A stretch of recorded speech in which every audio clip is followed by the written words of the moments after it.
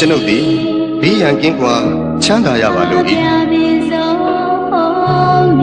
စိတ်ဆင်းရဲခြင်းကင်းရပါလို့၏ကိုယ်ဆင်းရဲခြင်းကင်းရပါလို့၏ကိုယ်ဝန်ကိုယ်တာကိုယ်ခန္ဓာချမ်းသာစွာမွေးမြူနိုင်ရပါလို့၏ကျွန်ုပ်၏မိဘနှစ်ပါးဆရာသမားအားလုံးညာတကာမိတ်ဆွေအားလုံးတရားကျင့်ပေါ်များအားလုံးဘေးရန်ကင်းကွာချမ်းသာကြပါစေစိတ်ဆင်းရဲခြင်းကင်းကြပါစေကိုယ်ဆင်းရဲခြင်းကင်းကြပါစေကိုယ်ဝန်ကိုယ်တာကိုယ်ခန္ဓာချမ်းသာစွာမွေးမြူနိုင်ကြပါ